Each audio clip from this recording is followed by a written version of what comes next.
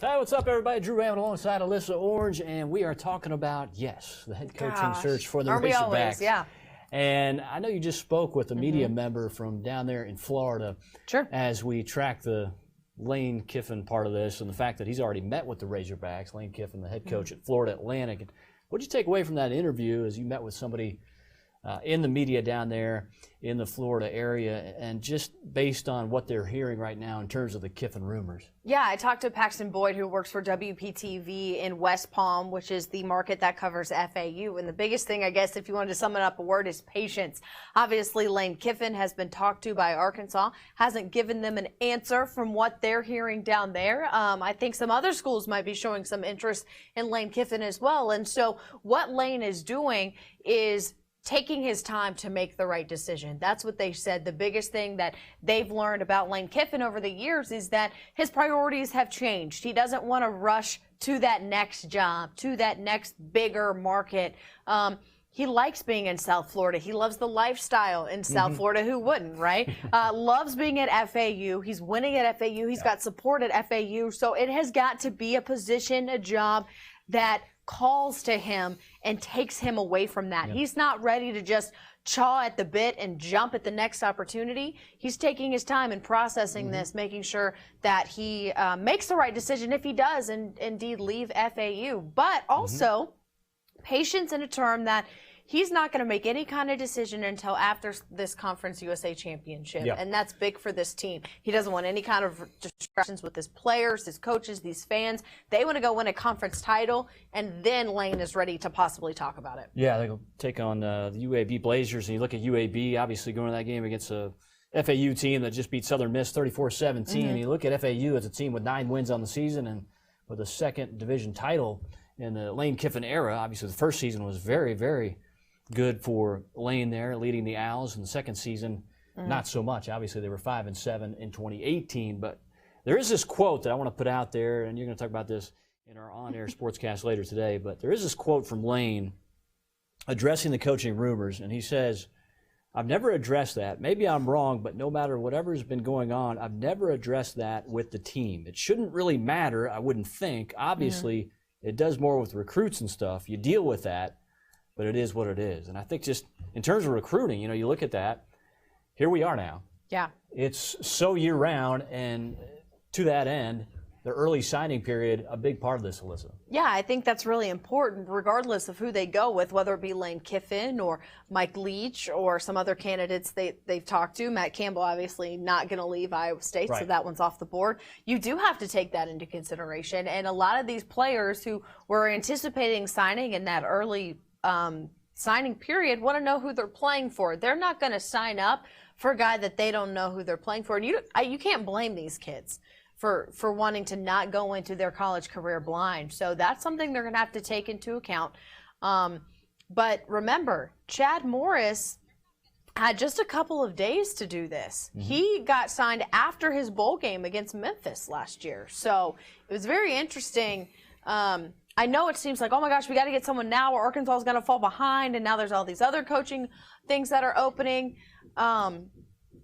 Patience sometimes is a virtue, and I think that that's important in this coaching search because, again, Hunter Yurachek has continued to hound. We cannot afford to get this wrong. Yeah, there's no question about it, and you look at his history. Obviously, he was like, all right, I'm out of here when he was on Rocky Top. He was in Tennessee, and I think a lot of people thought he was going to try to build something there, and then he bolted. And, he's got that affinity for USC, or has had that affinity in the past, I should say. Obviously had the roots there as an offensive coordinator. So when he went to USC as a head coach, he clearly wanted to go there because he was so much in love with USC at the time. But then the way it ended to where he couldn't even go back with the team after a game. And obviously they said, you're gone. We're firing you from USC. And so you look at his multiple stops, and that's where I think there's that reluctance maybe a little bit on some people's ends to say, okay, maybe this isn't the 100% right hire when you look at maybe his track record and how quickly he's left places. Sure. But in the Oakland Raiders case, it was, hey, Al Davis called him and said, you're gone. So there have been different scenarios each time he's had to make a move. Sure. And so keep that into consideration. I want to bring that up because honestly, in my opinion, initially when I heard the name Lane Kiffin and the way it was surfaced, even as far back as 2017 when Arkansas hired Chad Morris, I was reluctant. Yeah. I was kind of like, I don't know if I feel good about that. And that's Sure. partly why, because he's been to so many places. Yeah. But then you look at his history, and his dad, Monty Kiffin, having been on the Arkansas staff back in the day. I mean, that's the thing, is that you look at those connections, and I think it could really come together. But I think even more so now, I'm also looking at the national ties to this, the national attention this could bring to Arkansas. In my opinion, they need that. They need a jolt somehow to get this program going, and I think Lane could be it, not just from the standpoint of that national attention I speak of, but because of his brilliant offensive mind. And we all know that Arkansas struggled to score as much as 22, 23 points per game under Joe Craddock as offensive coordinator. You just look at the Chad Morris era, it was a debacle, clearly, and you couldn't figure out the quarterback situation. So I think Lane would come in that regard and really shore you up offensively. Yeah, I definitely agree with the different ways that people are coming at it. We just had a conversation off air, and I'm not, too headstrong to not say it on air, is that I have a lot of hesitations with Lane Kiffin too, and a lot of it is what you said. Sometimes there are coaches who are successful at places like FAU, but can't be successful at that next level. We were able to see kind of how he was able to bolt at Tennessee, again, fired at USC, got fired from the Oakland Raiders, dismissed, fired, left, however you want to sum up what happened at Alabama after a year. He hasn't had a great track record in the SEC. He's gone and he's won at FAU, and that's great. But can that translate back into the SEC? And sometimes there are just coaches who are really successful at a level, and that's where they need to stay. I'm not saying that that is where Lane Kiffin is, but you have to kind of draw attention to that question and ask that question if you think he's going to be able to be successful at a place in a division that he hasn't been successful in before. So you got to take that with a grain of salt. People are commenting here like, why is it that, Mike Norvell's name isn't being out there? And Mike Norvell's name is out there too. I think that we all know Mike Norvell has his eyes set on some different places first. And one of those, of course, being my alma mater at Florida State. There's a lot of rumors there too. So again, with Mike Norvell, do you go back to, is he really interested in somewhere else? And Arkansas would be his second option. Well, do you want to be someone's second option? That's kind of where the question is with Mike Norvell. Yeah, and, I want to point out that obviously as you funnel in some comments to us and some questions as well, we've got a new hashtag here, hashtag new head hog. So who do you think is right for the Arkansas job? We want to keep this going. Yeah. So any type of question you have, please hashtag new head hog. Tara Talmadge, she's at the forefront. She did a great job with this in terms of getting us out there. So appreciate you, Tara. And here's No, Gene wants to know if Mike Irwin can coach the team. He'll be quiet and listen. I think he just needs to be quiet and listen. Sounds like a radio show. I'll hang up and listen. We love you, Gene. Right, yeah, good stuff, Gene. But, here's the thing. I mean, you look at Lane Kiffin, and so much talk about it. Obviously, we've seen multiple reports that clearly he's met with Arkansas, and you just look at, how this would be set up in terms of a staff he could bring in, and I've talked about it multiple times. I would feel better and better about it just because I do feel like the multiple stops he's made, I feel like he could put a really good collective staff in here. And so much concern, obviously, with what's happened with the defense, really since 2014 at Arkansas. If you really want to go that far back, I mean, that's how many points and how many yards they've given up, that they got to find a way to not only get tougher on that side of the football, but just much more physical to where you're somehow going to get back to what it was like in 2014 when you had a top 10 defense in America. I mean, that's how good that defense was. Granted, at the time, you had guys like Trey Flowers and Darius Philon, but that's what I'm getting at, is that it's so much both sides of the ball. But having said that, in the same breath, I want to say, not only do I think Lane could do it offensively, but I think he could bring in the right defensive mind. Yeah, possibly. And, there's a lot of rumors saying that with Lane, he would bring in Kendall Briles, who was his offensive coordinator at FAU before he went to FSU this year, or bring in a defensive coordinator like Gene Chizik or Randy Shannon. There's a lot of that going out there. So it's a very strong possibility to make it happen. Again, a lot of ties with the state of Florida. Randy Shannon, a guy who was here under Brett Bielema. So kind of exciting. As some of the defensive players would love, they say, to have Randy Shannon back here. So it's very interesting. Now, I have a question because Benny asked a great question. And again, if you have any questions, use the hashtag. We'd love to hear from you guys. That's really the reason why we're doing this. I don't, we don't expect to have any answers until we continue this coaching search, Yeah. but it's the hottest topic everyone wants to talk about. But Benny asks, of the available openings, where does the Arkansas job rank nationally? Whew. Right. There are a lot of openings. There are. That's the thing. You look at Ole Miss, Florida State. I think when you look at Mizzou, you wonder how many guys are in the mix, not only at Arkansas, but at Mizzou. And you just look at that. Wow, gosh, hesitate to call it a rivalry because I really don't feel like it's much of a rivalry. I'm really not all in on that battle line rivalry. I don't think it's really been built to where it needs to be. So anyway, I digress. But yeah, that's a tough thing to put a number on it. Would you give it a certain number in terms of the rank? I think just in terms of resources and how great it is to live in Northwest Arkansas, of those 4 or 5 schools that I mentioned, really, I think you got to put it. Someone said Lane went under sanctions under Pete Carroll at USC. Yeah, he got fired from USC. People don't try to be cute. He wasn't getting it done. He did not do anything at USC. He got fired. Yeah. Acting like we don't know what we're talking about. But yeah, no, I agree. I think you sit here and you realize that you've got now Ole Miss and Missouri in the league. You've got Florida State right now who doesn't have a head coach. You have Washington who's about to not have a head coach. Chris Peterson. And so more will open. And,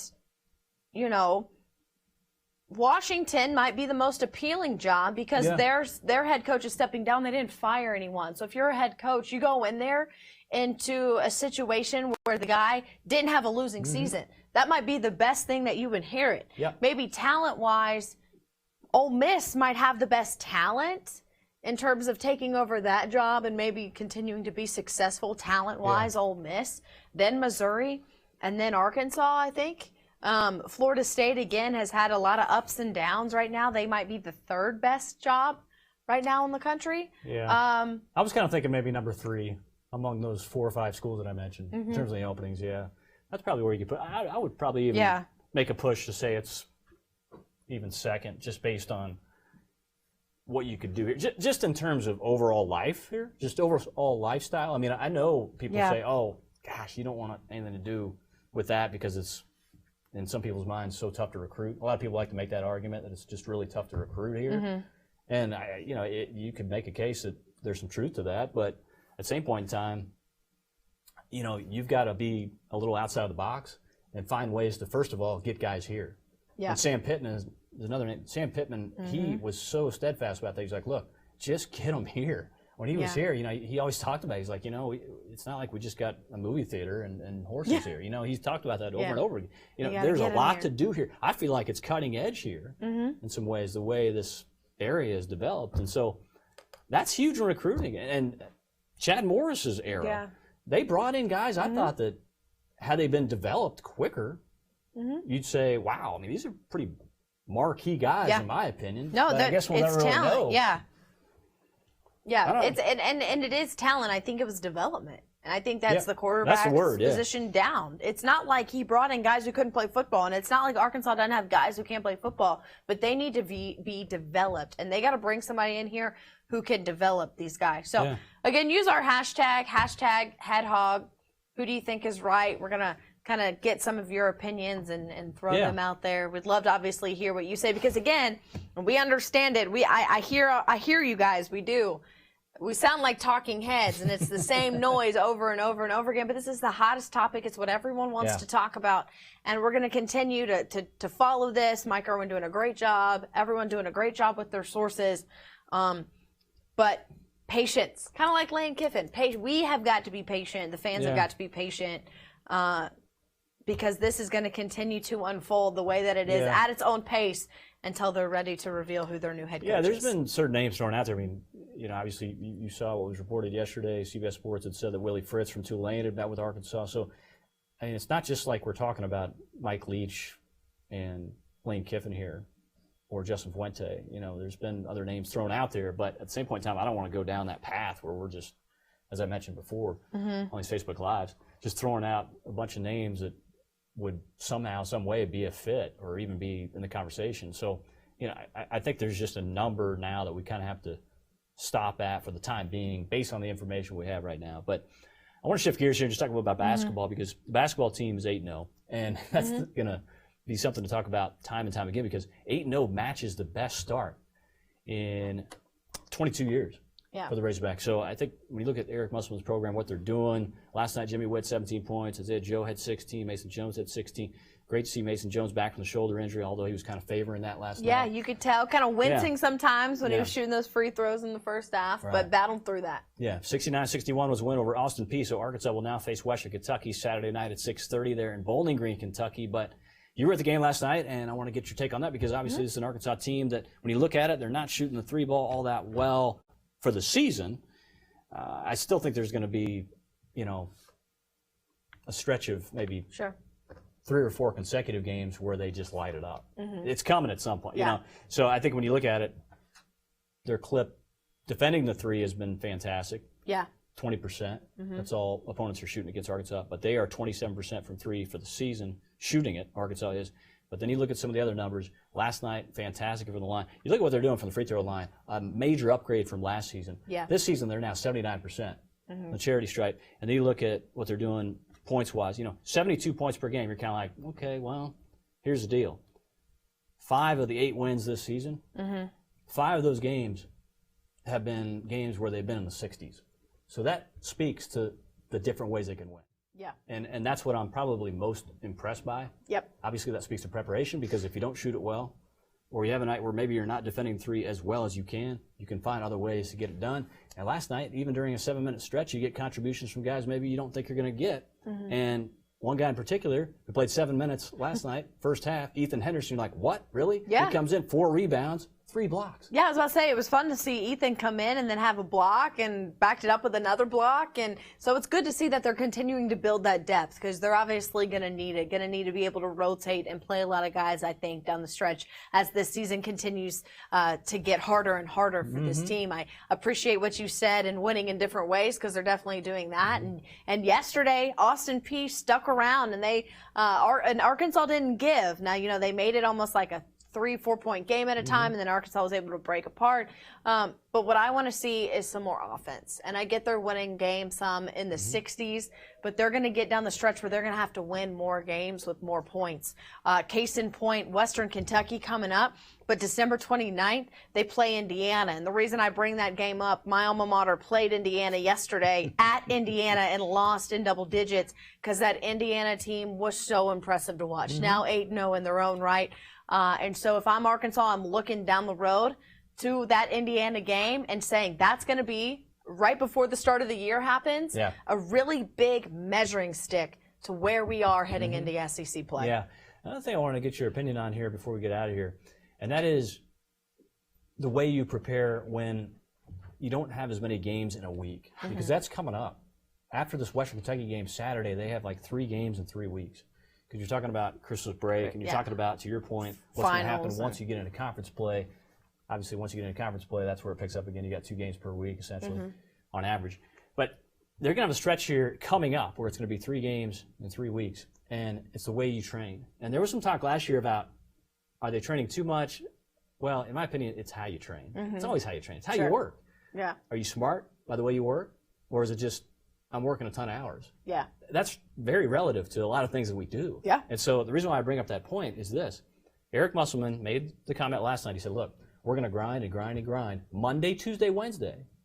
And then we'll taper off a little bit Thursday, Friday prior to a Saturday game. That's going to be the stretch during this stretch of 3 games in 3 weeks. Yeah. And it's so telling because I think some people hear that word grind and you're like, wow, this guy's just thinking about the next game, thinking about the next game.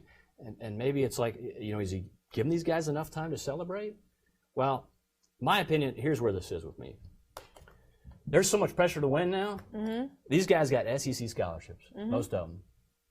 I know you're 18 to 23 years of age, and I thought I was invincible at that age. I thought I could do anything, whatever, and you do a lot of dumb things when you're 18 to 23 years of age. Having said that, this is a program that only won 18 games last season. Yeah. This is a program with rich tradition. This is a program that is very, very capable of building and building and building. And under Eric Musselman, in my opinion, not only could get to a Sweet 16 at some point during his tenure, but in my opinion, under Musselman, I think at some point down the road, don't know which year, they could get to the Final Four. And that is, to me, not a stretch based on what we're seeing in terms of attention to detail under this guy, Eric Musselman. I'm not getting too high with this. I'm just telling you This guy gets it. And right now he has an undersized basketball team that is 8-0. Yeah. It's impressive what he does. It's the preparation you talk about. And I think we've seen how sometimes celebrating too much can get in your head a little bit. Yeah. And I think he's got this team focused enough to where they're not satisfied. It's not like he's saying, you can't celebrate, you can't be happy. Yeah. It's don't be satisfied. Right. Be excited that you did your job and went out in there and won a game, but don't be satisfied with that. And I think that's a completely different mindset. Yeah. And I'm going to back that up with this, and that is that with this NBA mentality, with the way they're practicing and playing right now, Yeah. act like you've been there before. Sure. That's called And being we've a said, pro. man, we've I said know that these are so many college guys, but times. act like you're a pro. Right. So you're acting like you're a pro before you're a pro. And that's what I love about this staff under Eric Musselman. Yep. 8-0 on the season. All right, good stuff, Alyssa. And Don't forget our another one of hashtag. these. Yeah, hashtag. What is it? There Hashtag it new is. head hog. Hashtag Yeah. new head hog. Hashtag new head hog. Tara, great job. Yeah. She's over there pumping the fist. All right. Yeah. Hashtag new head hog. We're going to get out of here. Facebook Live again coming up tomorrow. We'll see you. See ya. For watching this Pig Trail Nation report.